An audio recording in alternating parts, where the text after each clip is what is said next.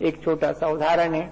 एक बाबा जी थे, प्रसिद्ध है वो उदाहरण, शायद पहले भी मुझे ध्यान नहीं आपने सुना हो, पर इस अवसर पर अपन को याद कर लेना चाहिए।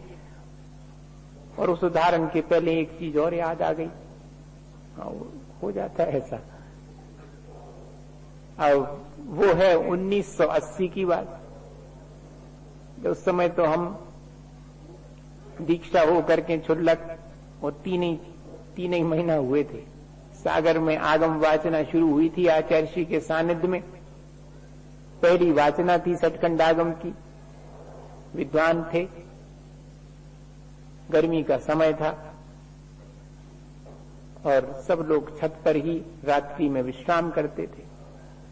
अब मौसम बिगड़ने में देर थोड़ी लगती, तो रात्रि में जो है और तेज आंधी पानी बहुत आ गया। आचार्य महाराज तो अपने ध्यान में छत पर ही पाटे पर लीन है। अब सबको बड़ी बेचैनी हुई कि भाई ज्यादा देर तक ऐसे आंधी पानी में बैठे रहेंगे तो अस्वस्थ होने में शरीर है ये तो। आपको मन कितना मजबूत हो वे सुरव आवे, मनो जो तो है सुई खो तो है, हुई गई नहीं हुई। अब उपाय करना चाहिए, क्योंकि अनुभव था 1985 में या 1986 की शुरुआत में, नहीं 1975 या 76 की शुरुआत में, 18 दिसंबर 1975 को तो सोनागिर में 2 क्षुल्लक दीक्षाएं देकर के आचार्य महाराज सतना होते हुए, कटनी होते हुए और कुलवा कुमारी के पहाड़ से चढ़ के और उतरे थे 6 घड़िया पे किशन कुंडलपुर। तो वहां गेट बंद होने से शाम को और वहीं आकर के बैठ गए थे। सारी रात बैठे रहे, पानी पड़ता रहा, जिससे अस्वस्थ हुए थे। फिर तो वो सबके दिमाग में था, जो भी सागर के लोग थे उनको मालूम था।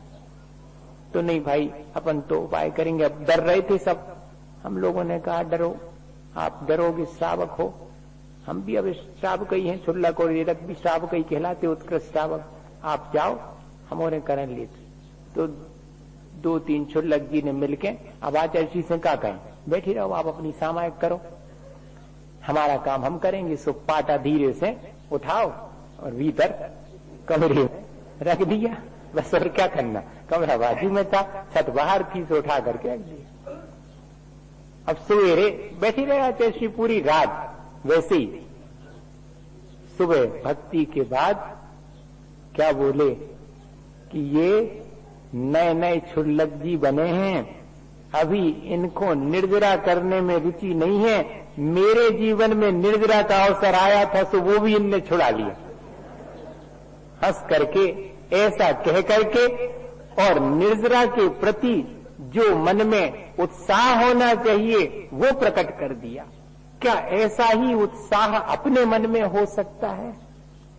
ये घटना इसलिए कह रहा हूं कि निर्जरा करने में हमें कष्ट नहीं मालूम होना चाहिए, बल्कि निर्जरा होती जान करके और अच्छा अनुभव होना चाहिए कि अच्छा हुआ मेरे लिए।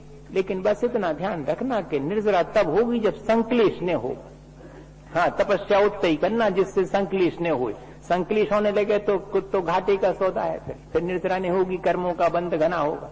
तो आनंद पूर्वक तपस्या करें अगर हम बिना संक्लेश के, जितनी जिससे बने, तब देखिएगा कि वो इससे आसान निर्जरा का उपाय नहीं, कर्मों से बचने का सहज उपाय है।